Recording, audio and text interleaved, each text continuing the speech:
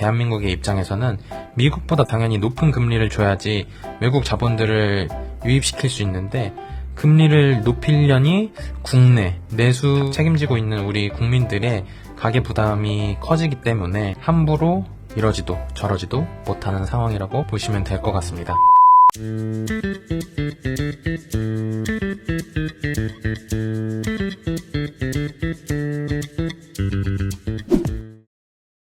안녕하세요. 12월 28일 레버리지랩 라이브 방송을 시작해보도록 하겠습니다. 어느덧 벌써 연말이 다가와서 이제 2025년도 얼마 남지 않았습니다. 참 25년도에 다사다난한 일들이 많았던 것 같고, 특히 이 부동산 시장에서 굉장히 다이나믹한 변화들이 있었던 것 같은데, 다들 발맞춰서 원하는 바를 이루셨기를 바랍니다. 오늘 주제는 조금 재미난 주제를 가져와 봤어요. 얼마 전에 환율을 정부가 개입한 사건이 있었는데, 이런 것들과 관련해서 부동산과 환율, 이런 것들이 어떠한 상관관계가 있는지 시작해 보도록 하겠습니다. 우선은 오늘 환율, 부동산, 그리고 경제, 이 세 가지가 어떤 관계로 서로 얽혀 있는지 이야기해 보려고 하는데요. 이미 알고 계신 분이 있을 수도 있고 처음 들어보는 내용이실 수도 있지만, 이 구조를 이해해 두면 앞으로 부동산 뉴스나 경제 이슈를 볼 때 분명히 도움이 될 거라고 생각합니다. 도움이 되셨다면 구독과 좋아요 눌러주시고 자주 찾아와 주시면 감사하겠습니다. 오늘 컨텐츠는 어느 날 저희 팀원이 저에게 했던 질문에서 시작됐습니다. 부동산 가격이 오르는 게 경제랑 도대체 무슨 상관이 있나요? 라고 하는 이 질문에서 오늘 이야기의 출발점이 형성되었습니다. 먼저 부동산, 환율, 경제, 이 세 가지 중에 오늘 환율부터 먼저 이야기를 해보도록 하겠습니다. 한국과 미국을 비교해보면 국가 신용등급이나 통화의 신뢰도 측면에서 일반적으로는 달러가 원화보다 더 안전자산으로 평가받습니다. 그렇다면 논리적으로 리스크가 더 높은 원화를 들고 있을 때 더 높은 금리를 줘야지 균형이 맞겠죠. 잘 보이시죠? 한국과 미국을 비교해보면 국가 신용등급이나 통화의 신뢰도 측면에서 일반적으로 달러가 원화보다 더 안전한 자산으로 평가받습니다. 그렇다면 논리적으로 리스크가 더 높은 원화를 들고 있었을 때 더 높은 금리를 줘야지 균형이 맞을 텐데요. 그런데 최근 상황이 어떻습니까? 뉴스에서 많이 보셔서 알겠지만 한미 금리가 역전된 상태가 2024년 7월 이후 약 1년 가까이 이어지고 있습니다. 즉 다시 말해서 더 안전하다고 평가받는 미국에 돈을 맡기면 이자를 더 많이 받을 수 있는 상황이 된 겁니다. 이러다 보니까 원화의 매력은 점점 떨어지고 자본은 자연스럽게 달러 쪽으로 이동하게 됩니다. 왜냐면은 돈은 금리가 낮은 곳에서 높은 곳으로 흐르기 마련이니까요. 여기에 더해 트럼프 대통령의 관세 정책 기조까지 겹치면서 불확실성이 더 커졌었습니다.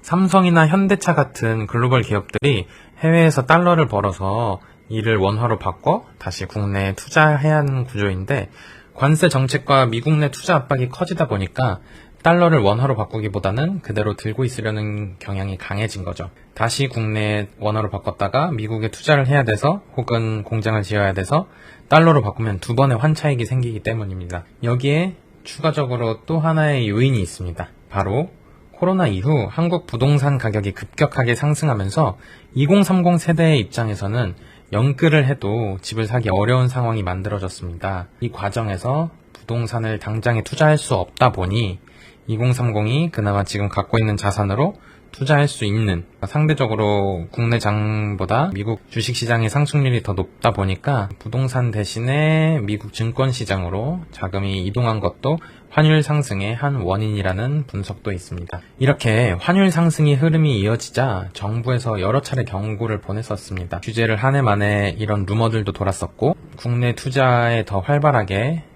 자본을 유치할 수 있도록 노력도 많이 있었는데, 결국 12월 24일 환율 안정과 자본 유입을 위한 직접적인 대책을 내놓게 됩니다. 이거 기획재정부 홈페이지 가셔서 관련 보도자료 보실 수 있는데요. 한 문장으로 이렇게 정리할 수 있습니다. 해외에 나가 있는 달러를 국내로 다시 불러와 환율을 안정시키고 국내 자본시장을 활성화하겠다. 이렇게 대놓고까지 개입을 할 줄은 몰랐고 조금 놀랐었는데, 우스갯소리로 이 12월 24일 날 이 보도자료를 보자마자 반사적으로 혹시나 하는 마음에 이제 코덱스 200과 코스닥 150을 조금씩 담아봤었습니다. 이렇게 진짜로 많은 사람들이 찾게 된다면 분명 국내 증시가 올라갈 거라고 생각했기 때문입니다. 각설하고 구체적인 내용을 보면 첫 번째, 해외 주식을 팔아 환전한 뒤 국내 주식에 1년 이상 장기 투자할 경우 해외 주식 양도소득세 22%를 감면해주는 세제 혜택을 제시했고, 둘째, 기업들이 해외 자회사에서 벌어들인 배당금을 국내로 들여올 때 기존에는 95%만 비과세하던 것을 이제는 100% 전액 비과세로 바꿔줬습니다. 단순히 주식 사라가 아니라 세금을 깎아주면서까지 달러를 국내로 가져오겠다는 강한 의지가 드러난 정책이라고 볼 수 있습니다. 실제로 차트를 보시면 이날 하루 만에 약 30원 가까이 하락했고 26일까지 하락의 흐름이 이어졌습니다. 달러 시장에서 외환 시장에서 이렇게 32원 가까이 하락한 폭이 보기 드문 큰 하락폭이라고 생각을 합니다. 이제 부동산 이야기를 해보도록 하겠습니다. 이번 정부의 정책 기조 자체가 분명합니다. 가격의 안정화입니다. 이를 뒷받침하는 정책들이 이미 6월 27일, 9월 7일, 10월 15일 규제로 이미 나타났었죠. 주택담보대출 한도를 6억 원으로 제한했고, 서울 전역과 경기 주요 지역을 투기 과열지구로 지정하면서 갭 투자를 사실상 차단했습니다. 또한 2030년까지 135만 호 공급을 목표로 수요를 억제하고 공급을 늘리는 방향으로 정책이 진행되고 있습니다. 이러한 방향은 단순히 부동산만을 위한 정책이라기보다 경제 전반 구조와 연결해서 볼 필요가 있습니다. 정부는 국내 증시와 기업, 기술 분야로 자본을 유도하고 중장기적으로는 국가 경쟁력을 높이려는 목표를 가지고 있습니다. 그런데 이 부동산 불패 인식이 강한 상황에서 많은 가계가 이미 높은 주택담보대출을 안고 있다 보니까 이 상태의 금리를 크게 올리면 가계부담이 급격하게 커지고 경제 전반에 위축될 가능성이 커집니다. 조금 쉽게 말해서 우리가 부동산 불패라는 이미지가 있다 보니까 너도 나도 2030 세대들이 부동산을 비투한다 그러죠. 영끌해서 사는 거예요. 그러다 보면은 당연히 그거 가계자금 대출인데, 이런 가계자금 대출들의 다들 가게마다 그 집집마다 크게 갖고 있다 보니까 기준금리를 인상하기가 너무 어려운 상황인 거죠. 근데 미국보다 훨씬 국가신용등급이나 아니면 화폐 가치가 떨어지는 대한민국의 입장에서는 미국보다 당연히 높은 금리를 줘야지 외국 자본들을 유입시킬 수 있는데, 금리를 높이려니 국내 내수 책임지고 있는 우리 국민들의 가계 부담이 커지기 때문에 함부로 이러지도 저러지도 못하는 상황이라고 보시면 될 것 같습니다. 그래서 부동산에 대한 투기 수요를 막기 위해서 실거주 의무를 강화하고 투기와 불법 거래를 엄단하며 부동산 가격을 안정화시키는 시도를 지속하고 있는 겁니다. 그러면서 이번 이재명 대통령의 대통령 후보 시절에 공약 자체가 코스피 5천 달성이었잖아요.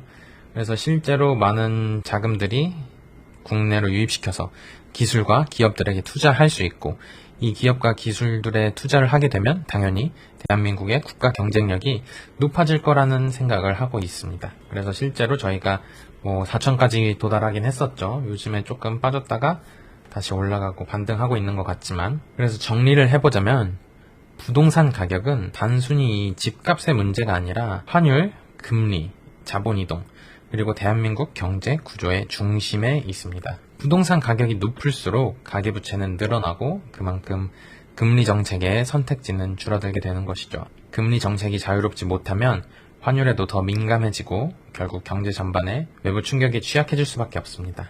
그래서 이제 부동산을 바라볼 때 오르냐 내리냐보다 이 가격이 지금의 경제 구조에서 감당 가능한 수준인가를 함께 봐야 하는 시점이라고 생각합니다.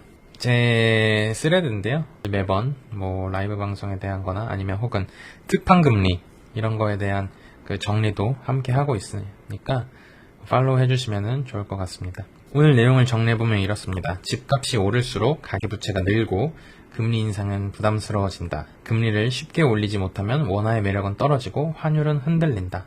환율이 오르면 자본은 더 높은 수익을 찾아 해외로 이동한다. 국내 투자와 소비가 줄어들면 경기 회복 속도는 느려진다. 그래서 부동산 가격은 환율, 금리 정책과 함께 고려될 수밖에 없다라고 5키워드로 정리를 해볼 수 있겠습니다.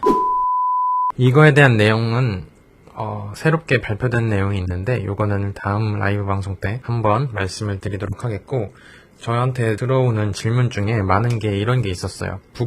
우리가 부부 대출을 최대한 많이 받기 위해서 부부 합산소득을 많이 이용하잖아요. 근데 부부 합산소득으로 보면은 부부의 신용도도 함께 봅니다.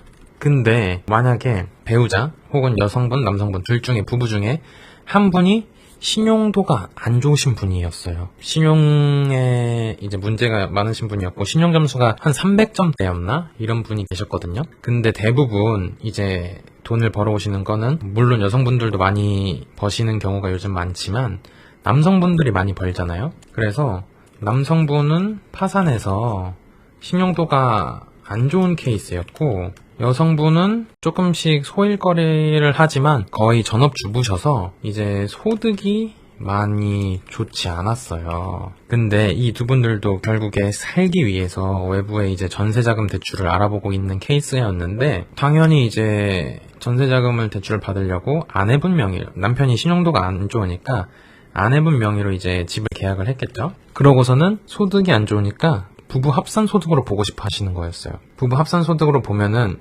당연히 이제 남편의 신용 점수는 안 들어갈 거라고 생각을 하셨었나 봐요. 그런데 이게 남편의 신용 점수가 문제가 된 거죠. 왜? 부부 합산 소득을 같이 보려면 신용도도 같이 봐야 되거든요. 그냥 쉽게 예시를 들어보면 은행 입장에서는 당연히 대출을 내주고 상환을 할 수 있는 여력을 심사를 할 거 아니에요? 근데 이제 소득만 봐서 소득 자료만 봐서는 괜찮네. 이 정도면 상환할 수 있겠네 라고 했는데 이제 신용점수를 보면은 남편분이 연체 이력이 있거나 그 다음에 기대출들도 너무 많고 신용대출이라든지 뭐 캐피탈, 뭐 대부 이런 악성 채무들이 있었던 거죠. 그러면은 그것들을 다 먼저 상환하다 보면 당연히 우리 고금리 먼저 상환을 하려고 노력할 거 아니에요. 그렇게 고금리 먼저 상환하다 보면은 내 대출들은 내가 은행에서 나간 저렴한 전세자금 대출은 이제 상환을 나중 후순위로 밀릴 수가 있겠죠. 그러다 보니까 은행 입장에서는 이것도 하나의 리스크로 보는 겁니다. 그래서 부부 합산소득으로 볼 때는 부부의 신용도도 함께 본다는 것을 알아두시면 좋겠습니다. 이 경우는 결국에 캐피탈에서 진행을 했었던 것 같아요. 그래도 캐피탈이라도 되면은 너무 좋은데 안 되는 경우들이 있으면은 계약금을 날릴 위기 혹은 아니면 정말 가족들에게 손을 내밀어야 되는 상황까지 올 수 있으니까 이런 것들은 미리미리 계산하시면 좋을 것 같습니다. 그리고 또 하나 다가구 전세자금 대출의 경우인데요. 혹은 다세대. 이것도 이번 주에 한번 이슈가 됐던 케이스라서 제가 말씀을 드리려고 가져왔습니다. 다세대는 우리 KB 시세가 없잖아요. 그래서 보통 빌라 같은 경우는 시세가 명확하지 않으니까 어떻게 보냐. 공시지가를 보거나 혹은 감정가를 봅니다. 근데 이게 시중은행만 찾으시는 분이셨어요. 시중은행 상품만 찾으시는 분이셨는데 공시지가의 126%를 하면은 보통 전세자금 대출 같은 경우는 공시지가의 126% 해서 그 안에 전세 보증 금액이 들어온다. 그러면은 전세자금 대출이 가능한 그런 케이스들이 있거든요. 근데 이 공시지가 126%보다 전세 보증 금액이 더 컸던 거예요. 근데 시중은행은 SGI, 허그, HF 같은 보증기관을 사용하거든요. 근데 이게 얘네들이 126%보다 넘으면은 전세자금 대출이 안 돼요.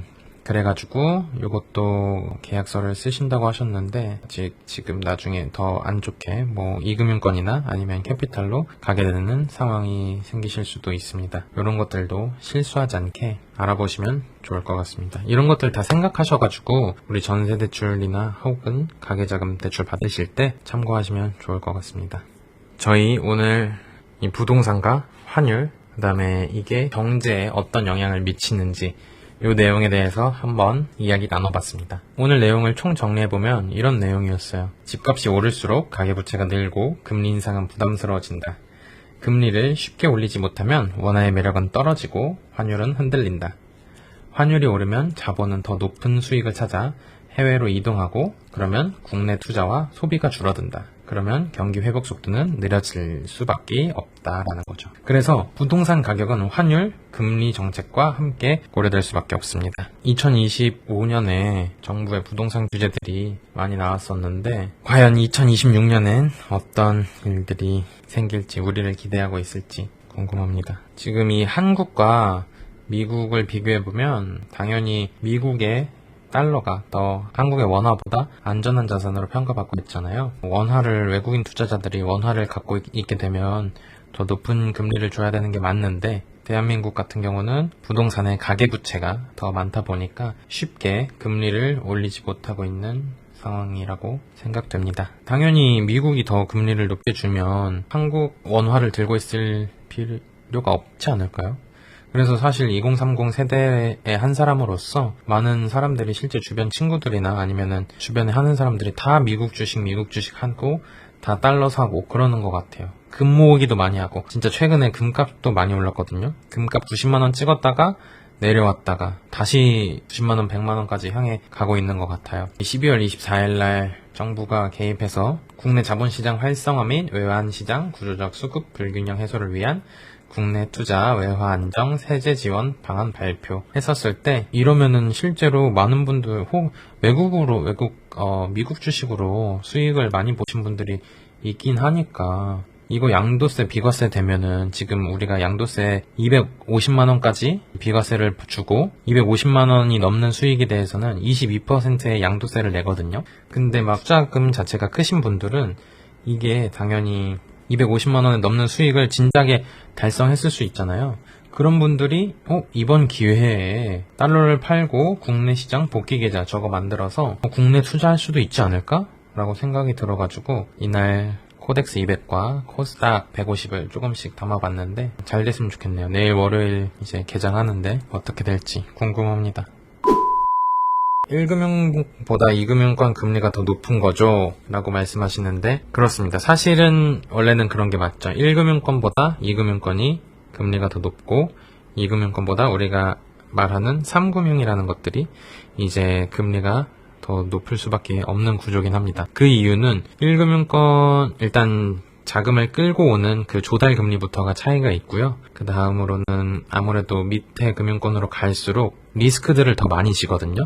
예를 들면은 시중은행의 전세자금 대출 같은 경우는 보증기관이 보증을 해주기 때문에 조금 리스크가 덜하죠. 임대인이 그 전세보증금을 안 돌려줬을 시에 결국에 보증기관에서 먼저 보증금을 돌려주기 때문에 대출을 갚아주기 때문에 리스크가 덜한데 2금융권 같은 경우는 자체적으로 이제 전세자금 대출을 조달하거든요. 그러다 보니까 리스크가 더 있을 수밖에 없죠. 리스크가 있으니 당연히 금리도 높아지고요. 근데 이 한미 금리 역전처럼 간혹 가다가 2금융권이 더 금리가 저렴하기도 합니다. 예를 들면 지금 주택 매수 자금 같은 경우 KB시세에 있는 아파트는 이제 특판으로 뿌리는 지점들이 있어요. 지금 시중은행의 주택 매수자금 자체 금리가 한 4% 중반 정도 되는데 4.4에서 4.6. 근데 상호금융에서 2금융권에서 4.0 그리고 더 나아가서 3.8% 금리의 주택담보대출이 나가는 케이스들도 왕왕 있습니다. 그 이유는 여러 가지가 있는데 보통 주택 매수자금 같은 경우는 30년 만기잖아요. 30년 만기다 보니까 이제 안정적인 채권이고 장기 채권이라고 보는 거죠. 그래서 우량한 물건일 때 많이 이렇게 주택 매수자금을 깔아놓으면은 나중에 리스크가 덜 하니까 조금 특판으로 그 짧은 연초에 짧게 많은 물량을 한정된 물량을 빡 이렇게 나가는 경우들이 왕왕 있습니다. 그래서 여기서 자꾸 그 대출 상담사에 대한 어필을 할 수밖에 없는데 혼자 이것들을 다 찾아보기에 너무 많거든요. KB국민, 하나은행, 우리은행, 농협중앙회, 신한은행, 시중 5대 은행이라고 하는 5개의 은행들이 있고 그 다음에 신협, 농협, 단위농협, 새마을금고, 수협 얘네들은 또 지점마다 조건들이 다 달라요. 얘네들도 또 이것저것 알아봐야 되고 만약에 어떠한 상황에 내가 받는 규제가 어떤 건지 모르잖아요. 그 규제들을 피해갈 수 있는 방안들을 상담사들이 잘 상담해주고 안내해주기 때문에 상담사를 찾는 것도 좋은 방법이라고 생각합니다. 자, 이것으로 금일 라이브 방송을 마치도록 하겠고 2025년 한 해 너무 고생 많으셨고 2026년 새해에는 좋은 일만 가득하시길 바라겠습니다. 그리고 우리가 집 살 때까지 아파트 살 때까지 화이팅해서 열심히 부동산 공부해보도록 해요. 오늘 라이브 방송은 여기서 마치도록 하겠습니다. 시청해주셔서 감사합니다.